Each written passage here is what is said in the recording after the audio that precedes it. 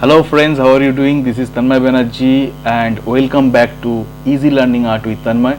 I hope you guys are doing well. Friends, please do support to my channel. Please do subscribe to my channel, and if you are watching my videos, then please do like it, do share it with others, and don't forget to comment. If you have any observation, if you have any suggestion, please feel free to let me know so that I can work on all those observations, and I can improve those things.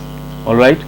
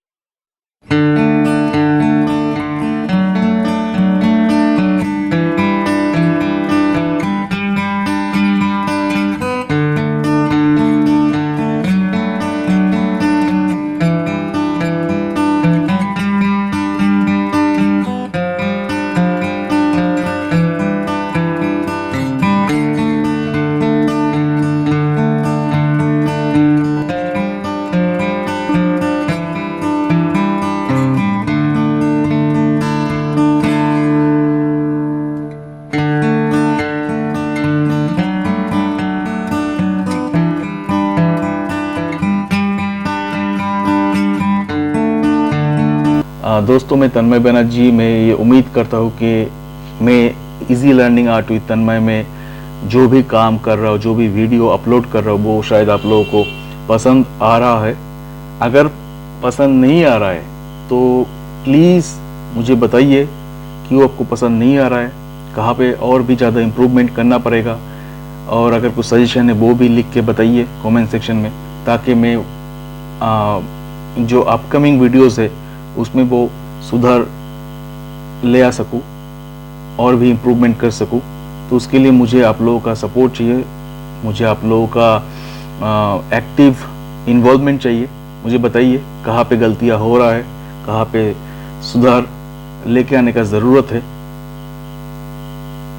और अगर first time आप मेरे चैनल को विज़िट कर रहे हो then please channel को सब्सक्राइब करना ना भूलें, और सब्सक्राइब करने के साथ साथ वो बेल आइकन को ज़रूर प्रेस करें जो सब्सक्राइब बटन के बाजू में रहता है, उसको प्रेस करें। अगर आप उसको प्रेस करोगे देन आपको नोटिफिकेशन मिल जाएगा जब भी मैं कुछ नया वीडियो अपलोड करूँगा मेरा चैनल में, ठीक है। और अगर ये सभी वीडियो जो भी मैंने अपलोड किया है अभी तक, वो अगर आप लोगों को अच्छा लग रहा है तो प्लीज़ उसको ढेर सारा प्यार दीजिए, उसको लाइक कीजिए, शेयर कीजिए। सपोर्ट चाहिए आप लोगों का, ब्लेसिंग चाहिए, ठीक है।